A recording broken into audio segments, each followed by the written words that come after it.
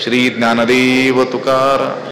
सांख्य योगौ बालाः पृथक् प्रवदन्ति न पंडिताः. एकम अपि आस्थिताः उभयोः फलम विंदते. त्याचा अर्थ काय? सांख्य योगौ म्हणजे संन्यास म्हणजे कर्म संन्यास आणि कर्मयोग हे बालाः पृथक प्रवदंती. जे अज्ञानी लोक आहेत ते याला भिन्न स्वरूपाचे आहेत असं म्हणतात. म्हणजे जे अज्ञानी लोक आहेत ते संन्यास आणि कर्मयोग यांना हे अत्यंत भिन्न स्वरूपाचे आहेत, वेगवेगळे आहेत, भिन्न फळ देणारे आहेत असं म्हणतात. कोण म्हणतात? बालाः, अज्ञानी लोक. वस्तुतः हे दोन्ही मार्ग काय आहेत? एकच आहे. न पंडिताः, विद्वान लोक म्हणत नाहीत. विद्वान लोक कर्म संन्यास आणि कर्मयोग यांना वेगळं मानत नाहीत फळाच्या दृष्टीनं. दोन्हींना काय म्हणतात? एकच. पण जे अज्ञानी आहेत ते मात्र या दोन्ही मार्गांना काय मानतात? भिन्न फळ देणारे आहेत असं बोलतात. पण शास्त्रज्ञ पंडित तसं काही बोलत नाहीत. एकम अपि, कोणत्याही एका मार्गामध्ये सुद्धा सम्यक आस्थिताः, योग्य रीतीनं निष्ठा प्राप्त केलेला जो पुरुष आहे तो उभयोः फलम विंदते, दोन्ही मार्गाचे फळ काय करतो? प्राप्त करतो. या दोन्ही पैकी अधिकारानुसार एका मार्गाचं जरी यथाशास्त्र काय झालं, अनुष्ठान त्याच्याकडून झालं, त्यानं अनुष्ठान केलं, तरी पण दोघांचं फळ जो मोक्ष मानलेला आहे तो काय होतो? प्राप्त होतो. असा या श्लोकाचा काय आहे? अर्थ आहे. अज्ञजनांची काय मान्यता आहे आणि ज्ञानी लोकांची काय मान्यता आहे याचा विचार या श्लोकात केलेला आहे. सांख्य आणि योग. इथं सांख्य शब्दाचा अर्थ कर्म संन्यास, संन्यास, आणि योग म्हणजे कर्मयोग, कर्मानुष्ठान. हे जे दोन मार्ग आहेत या दोन मार्गाबद्दल अज्ञानी लोकांची काय समजूत आहे आणि ज्ञानी लोकांची काय समजूत आहे याचा विचार केलेला आहे. जे अज्ञानी आहेत ते काय म्हणतात? कर्मसन्यास वेगळा आणि कर्मयोग वेगळा आहे. पण शास्त्रज्ञ पंडित ज्ञानी लोक तसं काही बोलत नाहीत. ते दोन्ही मार्गाकडे एकाच दृष्टीनं पाहतात. कारण दोन्ही मार्ग परम पुरुषार्थ जो मोक्ष तोच प्राप्त करून देणारे आहेत. भले एक मार्ग साक्षात मोक्षाला प्राप्त करून देत असेल तर कर्मयोग, कर्मानुष्ठान हे चित्तशुद्धीद्वारा मोक्षाला कारण ठरत असेल. कारण कर्म सुद्धा मोक्षाचंच काय आहे? साधन आहे. भले साक्षात नसेल, ज्ञानाने तात्काळ मोक्ष आणि कर्माने चित्तशुद्धीद्वारा ज्ञानाधिकार प्राप्तीच्या माध्यमातून मग काय मिळत असेल? मोक्ष. पण फळ मात्र दोघांचं काय आहे? एकच आहे. पण अज्ञजन हे जाणत नाहीत.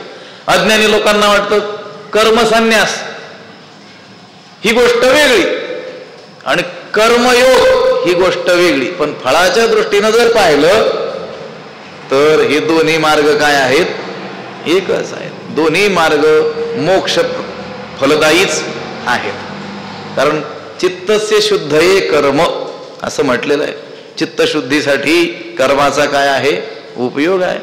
कर्म जर केलं नाही, कोणतं कर्म? वैदिक कर्म, वर्णविहित कर्म, निष्काम बुद्धीनं जर आपण केलं नाही तर आपलं चित्त शुद्ध होणार नाही. आपण विचार करत आलेलो आहोत. मनुष्य मात्राच्या अंतःकरणामध्ये 3 प्रकारचे काय असतात? दोष असतात.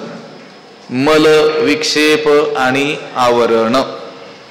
मल नावाचा दोष, विक्षेप नावाचा दोष आणि आवरण नावाचा दोष.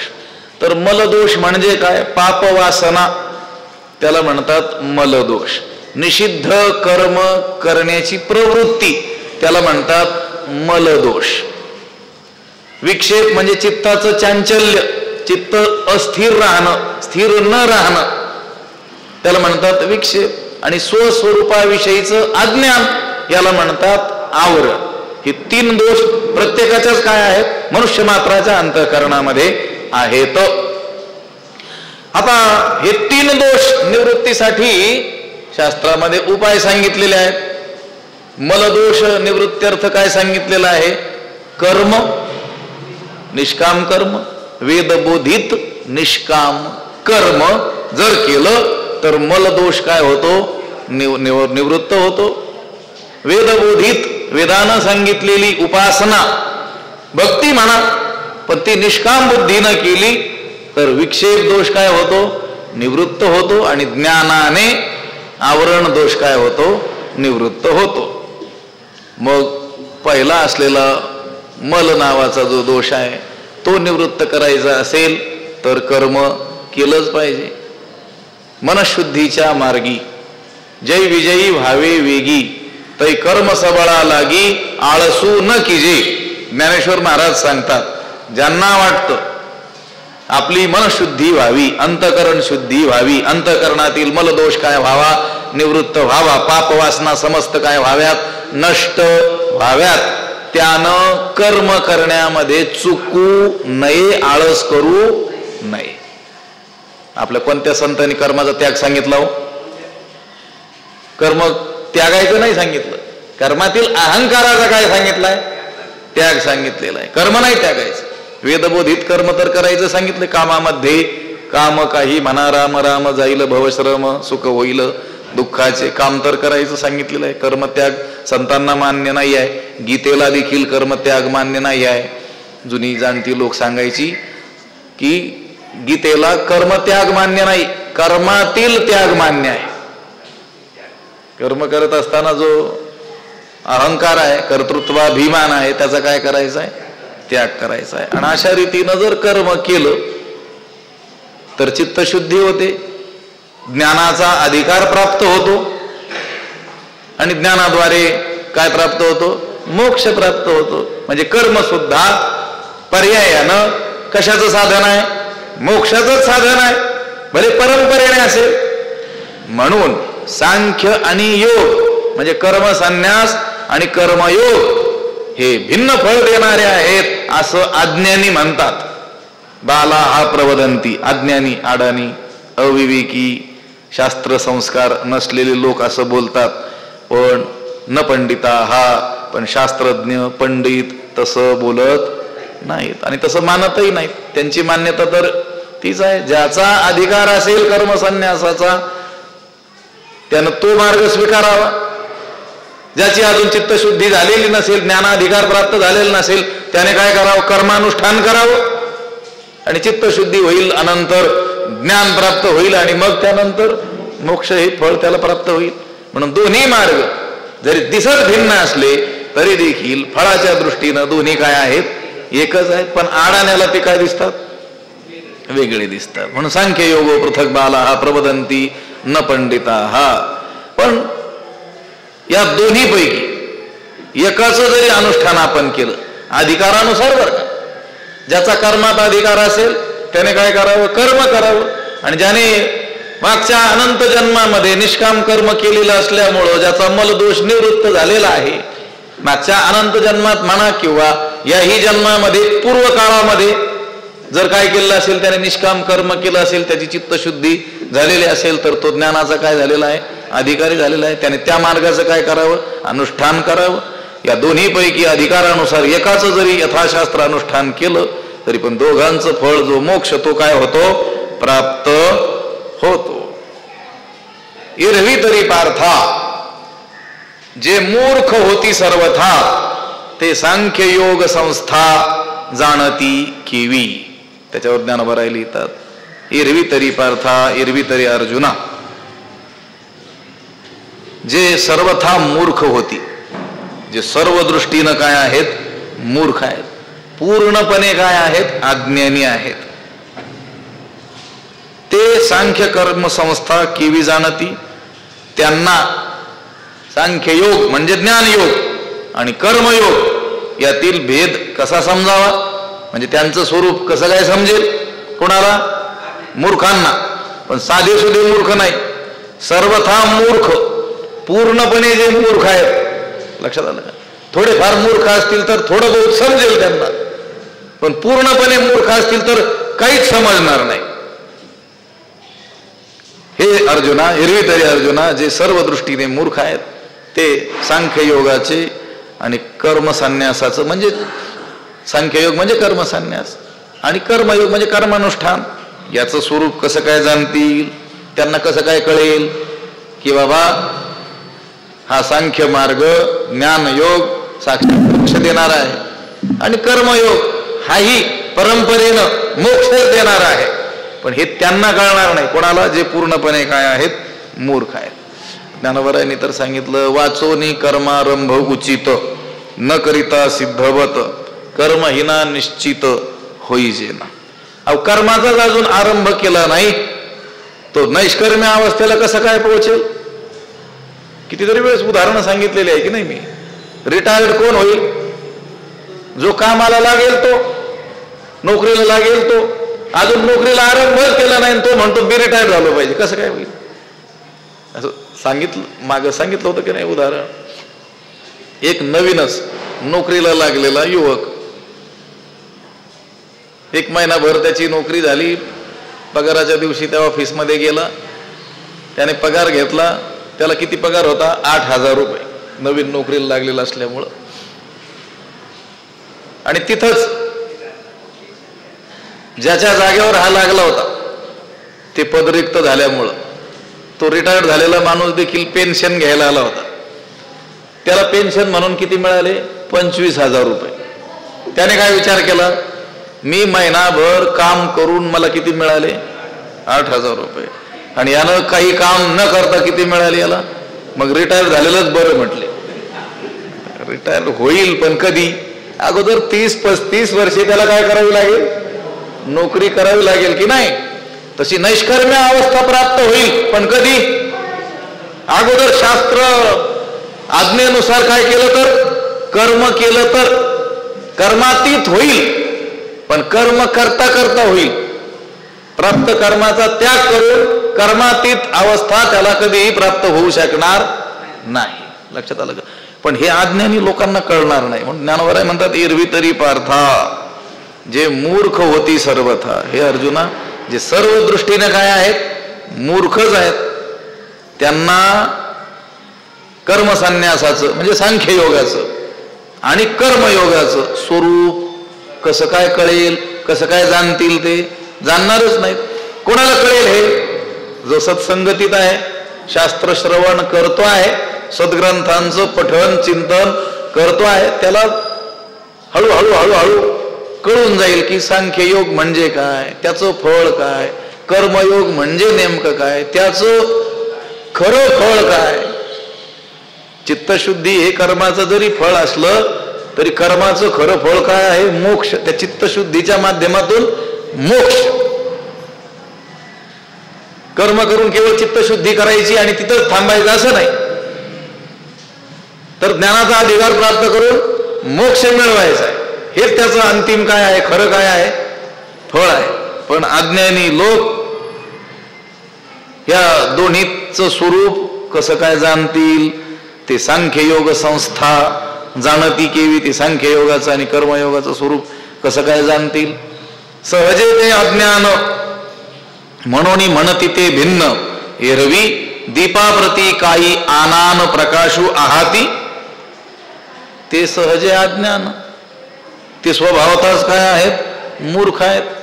ज्यांना याच्यातील भेद कळत नाही, ज्ञानोबराय म्हणतात ते सहजच अज्ञानीच आहेत म्हटले. स्वभावतःच ते कोण आहेत? अज्ञानी. स्वभावतःच मूर्ख आहेत. म्हणून म्हणती हे भिन्न, म्हणून हे भिन्न म्हणती. हे म्हणजे सांख्ययोग आणि कर्मयोग, याला काय म्हणतात? ते भिन्न. हे दोन्ही मार्ग भिन्न भिन्न आहेत असं म्हणतात. कोण म्हणतात? हे मूर्ख लोक. ते स्वभावतःच मूर्ख असल्यामुळं असं म्हणतात, समजतात. उदाहरण देतात ज्ञानोबराय, एरवी दीपाप्रती काही आनान प्रकाशो आहाती. अनेक दिव्यांचे प्रकाश भिन्न दिसतात की काय? प्रत्येक दिव्याला वेगवेगळा प्रकाश असतो का? प्रकाश एकच आहे. लक्षात आलं? दिवे जरी वेगवेगळे असले तरी प्रकाश काय आहे? एकच आहे. तसं हे मार्ग दोन्ही वेगवेगळे दिसत असले तरी त्याचं खरं फळ मोक्ष हे एकच आहे. पण अज्ञान्यांना ते कळत नाही. एकाच मार्गाची जणू काही ही दोन भिन्न काय आहेत? नाव आहेत. त्यालाच विठ्ठल म्हणतात, त्यालाच पांडुरंग म्हणतात. लक्षात, त्यालाच विठोबाही म्हणतात. आता विष्णू सहस्त्रनामामध्ये भगवंताची किती नाव आहेत? हजारो काय आहेत? नाव आहेत. पण कोणतंही नाव उच्चारलं तर कोणाचं उच्चारलंय? त्या देवाचं, त्या हरीचं, पांडुरंगाचं ज्याप्रमाणे उच्चारलं त्याप्रमाणे एकाच मार्गाची ही काय आहे? दोन नाव आहेत.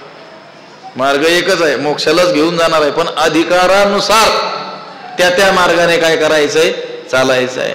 संतांनी देखील नाही का, अधिकार तैसा करू उपदेश, साहे ओझे त्यास तिची देऊ. किंवा शास्त्राने अधिकार तैसा दाविला मार्ग. जसा ज्याचा अधिकार असेल तसा त्याला काय दाखवलाय? मार्ग. पण शेवटी कुठं जाण्याचा मार्ग दाखवलाय? देवाकडे जाण्याचा दाखवलाय की नाही? मार्ग जरी वेगळे दिसत असले तरी फळ काय आहे त्यांचं? एक आहे. सहजे ते अज्ञान म्हणून म्हणती ते भिन्न. हे अज्ञान सहजच अज्ञानी असतात म्हणून हे दोन योग म्हणजे सांख्य योग, त्याला ज्ञान योग म्हणा किंवा कर्म संन्यास म्हणा, आणि दुसरा कर्मयोग म्हणा, कर्मानुष्ठान. हे योग भिन्न फळ देणारे आहेत असं ते म्हणतात. त्याला उदाहरण सांगतात की नाही जुनी लोक. काही वाटसरू पायी प्रवास करत असताना एका गावी मुक्कामाला थांबले. तिथं दुसरी काही लोक आलेले होते आणि तिथं भोजनानंतर रात्री त्यांची चर्चा चालली आणि एका माणसासंबंधी ते बोलू लागले. तर हा म्हणतो माझ्या काकासारखा मोठा गायक या जगामध्ये नाही आहे. तो दुसरा म्हणतो माझ्या मामासारखा गायक या जगामध्ये दुसरा नाही आहे. दुसरा सांगतो माझे आजोबा जे आहेत त्यांच्यासारखा मोठा गायक या जगामध्ये नाही आहे. हे सगळे एकाच माणसाबद्दल बोलत होते पण त्यांना ठाऊक नव्हतं. तोच माणूस कुणाचा तरी काका होता, कुणाचा तरी मामा होता, कुणाचा तरी काय होता, आजोबा होता, पण यांना ठाऊक नव्हतं. म्हणून हे काय करत होते? भांडत होते. तसं जे सहजच अज्ञानी असलेले लोक आहेत ते म्हणतात हे दोन मार्ग काय आहेत? भिन्न आहेत. सहजे ते अज्ञान म्हणून म्हणती ते भिन्न. एरवी दीपाप्रती काही अनान प्रकाशू आहाती. एरवी प्रत्येक दिव्याला काही वेगवेगळा प्रकाश असतो का? नाही. हे पहा, सांडीजे दुजया नामाचा आभास, तरी योग तोची संन्यास, पाहता ब्रह्मी नाही अवकाश दोही माझी. जैसे नामाचेने अनारिसेपणे, एका पुरुषाते बोलावणे, दोही मार्गी जाणे एकाची ठाया. एकाच माणसाला कोणी काका म्हणेल, त्याच माणसाला कोणी म्हणेल मामा म्हणेल, तरी देखील तो ओ देईल की नाही? त्याचा पुतण्या असेल आणि तो काका म्हणेल तर त्याला तो काय देईल? ओ देईल. त्याचा भाचा असेल त्याने मामा म्हटलं की तो त्याला काय देईल? ओ देईल. एका पुरुषाते बोलावणे, एकाच पुरुषाला बोलावलं जातं वेगवेगळ्या नावांनी. नाव फक्त वेगळे आहेत, तो माणूस एकच आहे. तसे हे दोन्ही मार्ग एकच आहेत, पण अधिकारानुसार ज्याचा जसा अधिकार असेल त्याला तसा तो मार्ग दाखवला गेलेला आहे. फळाच्या दृष्टीनं दोन्ही काय आहेत? फळाच्या दृष्टीने, अनुष्ठानाच्या दृष्टीनं वेगळे असतील पण फळ दोघांचं काय आहे? एक आहे. पण हे अज्ञानी लोकांना कळत नाही. सहजे ते अज्ञान, ते सहजच अज्ञानी असतात. म्हणून म्हणती ते भिन्न. एरवी दीपाप्रती काही अनान प्रकाशू आहाती, पै सम्यक एके अनुभवे, जी देखिले तत्व आघवे, दोन्ही तेही ऐक्य भावे मानिती गा. पै सम्यक एके अनुभवे, परंतु दोन्ही पैकी कोणत्याही एका साधनाच्या यथाशास्त्र अनुष्ठानानं जीही देखिले तत्व आघवे, जीही आघवे तत्व देखिले, ज्यांनी संपूर्ण ब्रह्मतत्व अनुभवलं, अनुभवानं जाणलेलं आहे, ते लोक. कोणते लोक? ज्यांनी कोणत्या तरी या दोन्ही पैकी कोणत्या तरी एका मार्गाचं यथाशास्त्र काय केलं, अनुष्ठान केलं आणि त्या अनुष्ठानानं संपूर्ण ब्रह्मतत्व काय केलं, जाणलं. कर्मसन्यास हा मार्ग म्हणा किंवा कर्मयोग हा मार्ग म्हणा, या दोन्ही पैकी कोणत्या तरी एका मार्गाचं ज्यांनी काय केलं, यथाशास्त्र अनुष्ठान केलं, शास्त्रात जसं सांगितलं तशा रीतीनं त्या मार्गाने चालले आणि त्याचा परिणाम म्हणून संपूर्ण ब्रह्मतत्वाचा ज्यांनी काय घेतला, अनुभव घेतला, ते जे लोक आहेत, अनुभवी जे लोक आहेत, ते दोन्ही तेही ऐक्य भावे मानिती का, ते लोक या दोन्ही मार्गाला फळाच्या दृष्टीनं काय मानतात, एकच मानतात. कोण, अनुभवी. अनुभवी लोकांमध्ये वाद नसतो. शब्दज्ञानी लोकांमध्ये काय असतो, वाद असतो. ज्यांनी त्या देवाचा साक्षात अनुभव घेतलेला आहे ते कधीच वादात पडत नाही. पण ज्यांना केवळ शब्दज्ञान आहे, अनुभवापर्यंत पोहोचलेले नाहीत, त्यांच्यातच काय असतो, वाद असतो. देवाचं स्वरूप असं आहे, दुसरा म्हणतो देवाचं स्वरूप तसं आहे. पण ज्याने देव जाणलेला आहे तो काहीच त्याच्याबद्दल बोलत नाही, वादात पडत नाही. दोन्ही तेही ऐक्य भावे मानिती का, ते लोक, अनुभवी असलेले लोक या दोन्ही मार्गाला फळाच्या एकत्वामुळे काय मानतात, एकच मानतात. सांख्ययोग म्हणा तो देखील मोक्ष फलदायीच आहे. कर्मयोग म्हणा तो देखील काय आहे, मोक्ष फलदायीच आहे. त्यामुळं दोन्ही मार्गाकडे एका दृष्टीनं पाहतात. कोण, अनुभवी ज्ञानी लोक. पैसम्यक एके अनुभवी, ज्यांनी या दोन्ही मार्गाचा सम्यक अनुभव म्हणजे अनुष्ठान केलेलं आहे आणि फळापर्यंत काय झालेले आहेत, पोहोचलेले आहेत, ते या दोन्ही मार्गाला फळाच्या एकत्वामुळे काय मानतात, एकच मानतात. तुकोबराय म्हणतात की नाही, तुका म्हणे येथे पाहिजे अनुभव, शब्दाचे गौरव कामा नये. काय पाहिजे म्हणतात, इथं अनुभव पाहिजे. शब्दाच्या द्वारे व्याख्यान कौशलम, व्याख्यानाची चतुरता आली, तास 2-2 तास त्याला त्या गोष्टीबद्दल बोलता आलं म्हणजेच अनुभव असेल असं काही नाही. अनुभवा वाचूनी बडबडते. तुकोबराय म्हणतात अनुभव नसेल तर त्याचं ते बोलणं काय आहे, निरर्थक आहे, बडबड आहे. याच्या संबंधी एक दृष्टांत सांगतात की नाही जुने लोक. अनेक आंधळे मिळून त्या हत्तीला पाहायला गेले, तर कुणी तो हत्ती कसा आहे सांगितलं, त्यांनी सोंड धरली, त्यांनी काय सांगितलं, कशासारखं आहे, याचं मुसळासारखं आहे म्हटले. कुणी पायाला हात लावला असेल ते काय म्हटले, मोठे खांब असतात त्या खांबासारखं आहे. कानाला हात लावला ते काय म्हटले असेल, हत्ती कसा आहे, सुपासारखा आहे. पण हत्ती काय सुपासारखा आहे का, त्या मुसळासारखा आहे का, खांबासारखा आहे का, नाही. पण त्या आंधळ्यांचं तसा काय आहे, अनुभव आहे, आंधळ्यांनी घेतलेला अनुभव. पण डोळस माणसाने जर हत्ती पाहिलं तर त्याला हत्तीचं काय होऊ शकतं, याचा अर्थ ज्ञान होऊ शकतं. त्याप्रमाणे जे शब्दज्ञानी आहेत त्यांच्यात वाद असतो की कर्मसन्यास हा मार्ग वेगळा, कर्मयोग हा मार्ग वेगळा, असं कोण म्हणतात, केवळ शब्दज्ञानी बोलत असतात. ज्याला कोणाला ह्या दोन्ही पैकी कोणत्या तरी मार्गाचा काय आलेला आहे, साक्षात अनुभव आलेला आहे, तो या दोन्ही मार्गाला वेगळं मानत नाही. तो काय म्हणेल, मी कर्मानुष्ठान केलं, माझी चित्तशुद्धी झाली, त्यानंतर ज्ञान मिळालं आणि मी मुक्त झालो.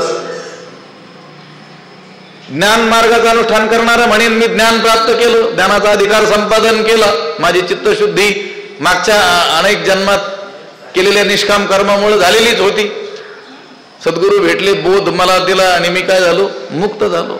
असं कोणत्या तरी एका मार्गाचं अनुष्ठान करून जे अनुभवापर्यंत पोहोचलेले आहेत, जी देखील तत्व आगवे पैसम्यक एके अनुभवे, दोन्ही पैकी कोणत्याही एका साधनाच्या यथाशास्त्र अनुष्ठानानं जी ही आगवे तत्व देखील ज्यांनी संपूर्ण ब्रह्मतत्व काय केलेलं आहे, अनुभवलेलं आहे, अनुभवानं जाणलेलं आहे, ते दोन्ही तेही ऐक्य भावे मानिती का, ते लोक दोघांनाही या दोन्ही मार्गाला फळाच्या एकत्वामुळं दोन्ही एकाच फळाला प्राप्त करून देत असल्यामुळं एकच मानतात. यत् सांख्यैहि प्राप्यते स्थानम तद्योगैरपि गम्यते एकम सांख्यंच योगैंच यः पश्यति स पश्यति यत् सांख्यैहि प्राप्यते स्थानम, सांख्यैहि यत् स्थानम प्राप्यते. ज्ञाननिष्ठ कर्मसन्यासी जे लोक आहेत त्यांना जे मोक्ष फळ प्राप्त होत,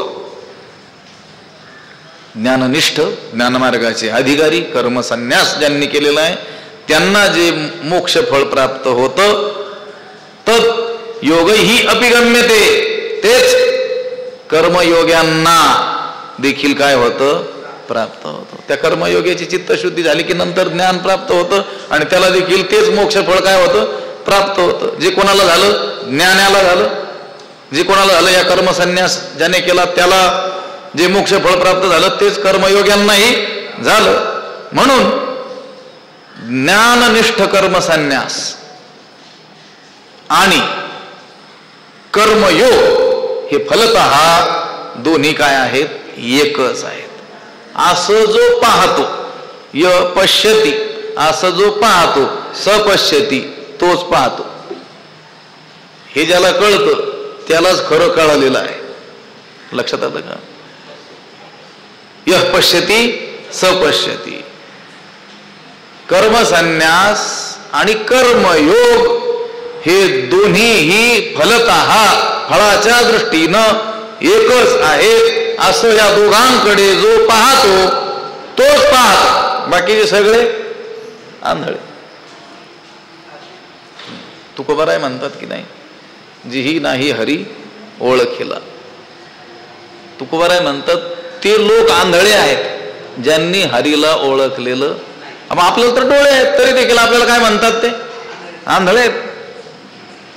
कारण आपण देवाला पाहिलेलं नाही. ज्यांनी देवाला ओळखलं नाही, देवाला पाहिलेलं नाही, ते डोळे असूनही वास्तविक काय आहेत, आंधळेच आहेत. तसं भगवंत म्हणतात की हा कर्मसन्यास मार्ग आणि हा कर्मयोग हे दोन्ही मार्ग फलतः एकच आहेत. असं त्यांच्याकडे जो पाहतो तोच पाहतो, बाकीचे काय आहेत, अंधच आहेत. आणि सांखी जे पाविजे तेची योगी गमिजे, म्हणून ऐक्य दोहिते सहजे या परी. आणि सांखी जे पाविजे, आणि सांखी म्हणजे कर्मसन्याशांना, ज्ञानमार्गी लोकांना जे पाविजे, जे फळ प्राप्त होतं, तेची योगी गमिजे, त्या फळापर्यंत कर्मयोगी देखील जातो. कर्मयोग्याला सुद्धा ज्ञानाच्या द्वारे त्या फळापर्यंत जाता येतं. कोणत्या फळापर्यंत? जे जे फळ सांख्याला काय होतं, प्राप्त होतं, ज्ञानयोग्याला काय होतं, प्राप्त होतं, कर्मसन्यासाला प्राप्त होतं, तेच फळ कर्मयोग्याला देखील ज्ञानाद्वारे प्राप्त होतं. त्या फळापर्यंत जाता येतं. म्हणून ऐक्य दोहिते सहजे या परी. म्हणून या दोघांची सहजच एक रूपता आहे. कशाची? कर्मसन्यास या मार्गाची, आणि दुसरा कर्मयोग हा जो मार्ग आहे, या दोन्ही मार्गाची एकताच आहे. कशा रीतीनं? या परी, या रीतीनं, फळाच्या दृष्टीनं. अनुष्ठानाच्या दृष्टीनं भले भिन्न असतील, अधिकाराच्या दृष्टीनं हे मार्ग भले काय असतील, भिन्न असतील. विचार चाललाय फळाचा. हे पहा, शेती करूनही तेवढेच पैसे प्राप्त होत असतील, उद्योग करूनही तेवढेच पैसे धन प्राप्त होत असेल, आणि नोकरी चाकरी करूनही तेवढंच फळ प्राप्त होत असेल, तर तिन्ही मार्ग काय म्हणायचे? एकच म्हणायचे. फळाच्या दृष्टीने आता होत नाही प्राप्त म्हणून जरा त्याला काय आलेली आहे, भिन्नता आलेली आहे.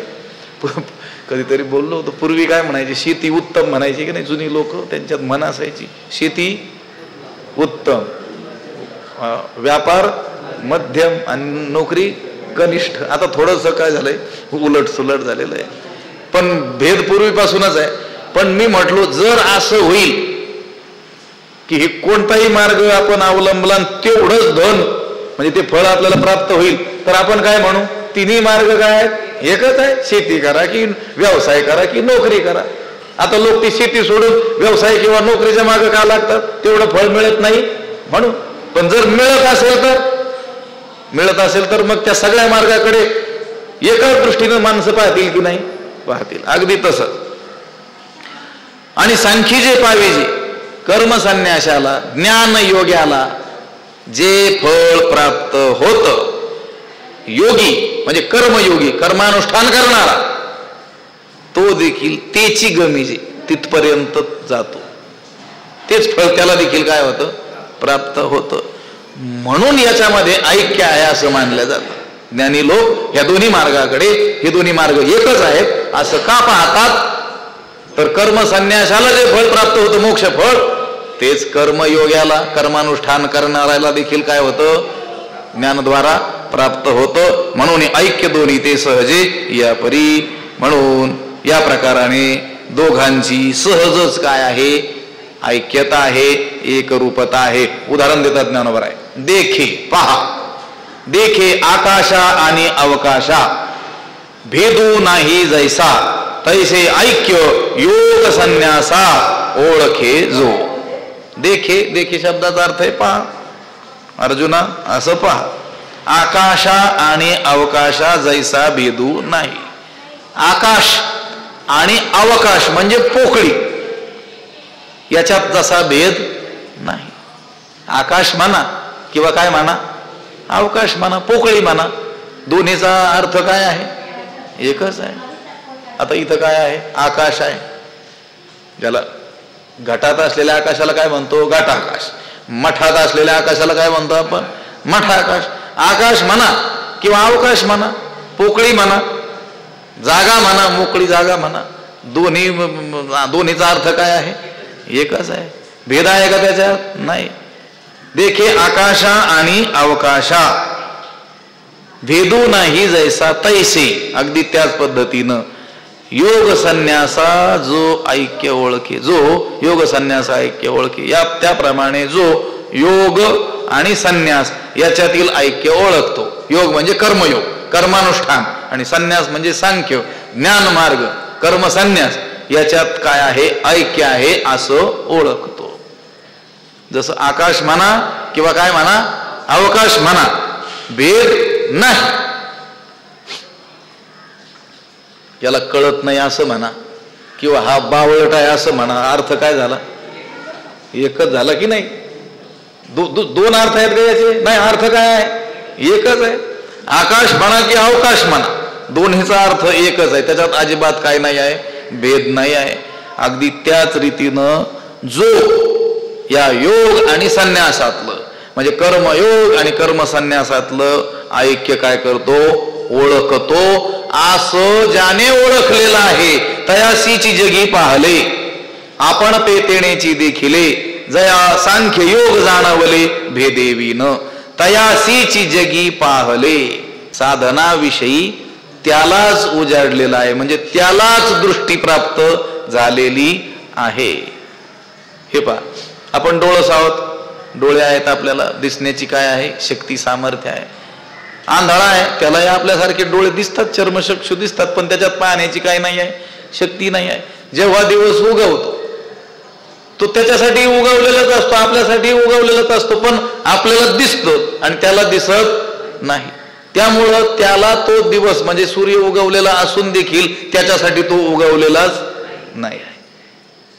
तसं तयासीची जगी पाहले, संन्यास आणि योग हे भिन्न नाहीत असं ज्याला कळालं त्यालाच या जगात साधन विषयी उजाडलेलं आहे आणि त्यानंच आत्मस्वरूप फळ पाहिलेलं आहे. आपण पे तेनेची देखिले, दोन ठिकाणी चकार आलेला आहे. तयासीची जगी पाहले, त्यालाच त्या जगात उजाडले, त्यालाच बरं का, ज्याने या दोन्ही मार्गात एकता पाहिली त्यालाच या जगामध्ये साधन विषय काय झालेलं आहे, उजाडलेला आहे, त्यालाच. आणि आपण पे तेनेची देखिले, आणि आत्मस्वरूप देखील त्यालाच काय झालं, प्राप्त झालं, म्हणजे त्यानंच आत्मस्वरूपाला काय केलं, जाणलं. आपण पा, आपलेपणा, आपण पा हा जो शब्द आहे ना ज्ञानेश्वरीमध्ये अनेक ठिकाणी जो आलेला आहे तो स्वरूप या अर्थी आलेला आहे. आत्मस्वरूप या अर्थानच आपण पा हा शब्द ज्ञानोबराय वापरतात. जया आपण पे सांडूनी काही इंद्रिय ग्रामावरी येणे नाही असं म्हटलेलं आहे. आपण पा म्हणजे आत्मस्वरूप, किंवा तैसे आपण पे नाही दिठी जयासी जया ते स्वसुखाचे सदा खराटे. आपण पा म्हणजे आपलं स्वरूप हे त्यानंच पाहिलं. आत्मस्वरूप, त्या आत्मस्वरूपाचं दर्शन त्यालाच झालं, साधन विषयक त्यालाच उजाडलं. कोणाला? जया भेदेवीन सांख्य योग जाणवले. ज्याला सांख्य आणि योग हे दोन भिन्न नाहीत, भेदा वाचून कळाले, म्हणजे हे दोन्ही मार्ग फलतः एकच आहेत असं ज्याला कळालं, त्यालाच या जगामध्ये साधन विषयक उजाडलं आणि त्यानंच आत्मस्वरूपाचं काय केलं? दर्शन केलं. जो खरा ज्ञानी असतो ना, त्याच्या ठिकाणी कोणत्याही प्रकारचा हट्टही नसतो, कोणत्याही प्रकारचा दुराग्रह नसतो, आग्रही नसतो. तुका म्हणे भेदाभेद गेला वाद खंडोनी. सगळा वाद काय झालेला असतो? कारण त्यानं त्या स्वरूपाला जाणलेलं असल्यामुळं त्याच्या दृष्टीनं आता त्या स्वरूपाविषयी बोलणं ही काय आहे? व्यर्थ बडबडच आहे ना. एखादा पदार्थ आपण पाहिला नाही तोपर्यंत त्या पदार्थाविषयी बोलणं ऐकणं हे ठीक आहे, पण तो पदार्थ प्रत्यक्ष ज्या वेळेस अनुभवला आता त्याच्याविषयी बोलण्याचं काही कारणच राहिलेलं नाही. आता आपल्याला भूक लागलेली आहे, भोजन प्राप्त झालं की काय करायचं? खाऊन घ्यायचं, तृप्ती होऊन जाते. त्या भोजनविषयी चर्चा करून पोट भरणार आहे का? आम्ही कधीतरी सांगितलं होतं, स्वामी विवेकानंदांचे गुरु महाराज रामकृष्ण परमहंस त्यांनी सांगितलेली एक गोष्ट आहे. दोन व्यक्ती प्रवासाला चाललेले होते, पूर्वीचा पायी प्रवास. एका ठिकाणी आल्यानंतर त्यांना प्रचंड भूक लागली, परंतु गाव वगैरे काही जवळ नव्हतं. पण जाताना त्यांना आंब्याची एक बाग दिसली, आंब्याचे दिवस देखील होते. त्यांनी शोध घेतला, त्या आंब्याचा बागेचा मालक होता, तोही दिसला. फरक सांगायचा आहे मला त्या दोघांमध्ये. त्याच्यातील एक जो होता तो जरा बुद्धीनं तार्किक होता, बुद्धीनं विचार करणारा होता. दुसरा जो होता हृदयाने भक्त, आणि याच्यातला फरक त्यांनी सांगितलेला आहे. जो बुद्धिवान होता तो ती बाग किती एकरात आहे, त्याच्यात झाडं किती आहेत, त्या दोन झाडात अंतर किती आहे, एका झाडाला फळं किती लागलेली आहेत, आंब्याच्या कोणत्या कोणत्या जाती इथं आहेत, याची काय केली त्यांनी? चर्चा केली, विचार करत बसला, मोजतच बसला झाड. दुसरा सरळ त्या मालकाकडे गेला, त्याला विनंती केली, भूक लागलेली आहेत, 4 फळं तोडून खाल्ली तर चालतील का? त्याने हो म्हटलं. त्याने ती फळंही खाल्ली आणि विश्रांतीही करत बसला. 2 तास याचा हाच उद्योग चालला. किती एकरात बाग आहे, कधी लावलेले आहे, झाडं किती वर्षाचे आहेत, या झाडाला फळं किती आलेले आहेत, कोणत्या कोणत्या जातीचे आहेत, या दोघात अंतर किती आहे. लक्षात आलं का? हा जो फळ सेवन करून विश्रांती करणारा जो आहे ना, तो अनुभवी. आता त्याच्या दृष्टीनं काही किंमतच नाही. कशाला? किती झाडं आहेत आणि किती एकरात लावलेले आहेत, कधी लावलेले आहेत, काय करायचं? पुढे झाला निघून जायचं आहे. म्हणून जो आत्मानुभवी आहे त्याच्या दृष्टीनं सर्व भेद काय झाले आहेत? मावळलेले आहेत. पण जया सांख्य योग जाणवले भेदेवीन, ज्याला सांख्य म्हणजे कर्मसन्यास आणि योग म्हणजे कर्मयोग हे भिन्न नाहीत असं कळालं, तयासीची जगी पाहले, त्यालाच या जगात साधनाविषयी उजाडलेला आहे. आणि आपण पेतेनेची देखील आणि आत्मस्वरूप देखील त्यालाच काय झालेलं आहे? प्राप्त झाले, की त्यानेच आत्मस्वरूप फळ पाहिलेलं आहे. पुंडलिक वरदा हरी विठ्ठल, श्री ज्ञानदेव तुकार, पंढरीनाथ भगवान की, माऊली ज्ञानेश्वर महाराज. विठ्ठल विठ्ठल विठ्ठल. पुंडलिक वरदा हरी विठ्ठल, श्री ज्ञानदेव पंढरीनाथ भगवान की, माऊली ज्ञानेश्वर महाराज की जय. आता विश्वात्मके देवी, येणे वाग्यज्ञे तोषावे, तोषोणी मद द्यावे पसाय दान हे. जे खळांची व्यंकटी सांडो, तया सत्कर्मी रती वाढो.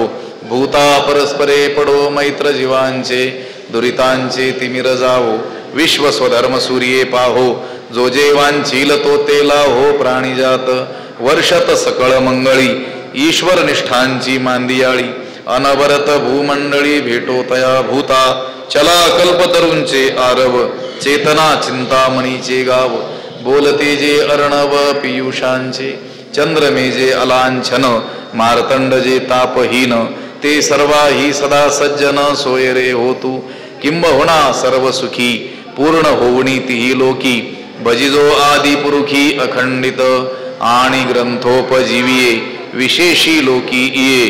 दृष्टादृष्ट विजय होवावेजी एथ म्हणे श्री विश्वेश्वरावो हा होईल दान पसावो येणे वरे ज्ञान देवो सुखिया झाला येणे वरे ज्ञान देवो सुखिया झाला येणे वरे ज्ञान देवो सुखिया झाला पुंडलीक वरदा हरी विठ्ठल श्री ज्ञानदेव माऊली ज्ञानेश्वर महाराज जगद्गुरु तुकाराम महाराज शांती ब्रह्म एकनाथ महाराज गुरुवर्य बंशी महाराज की सद्गुरु जोग महाराज की जय।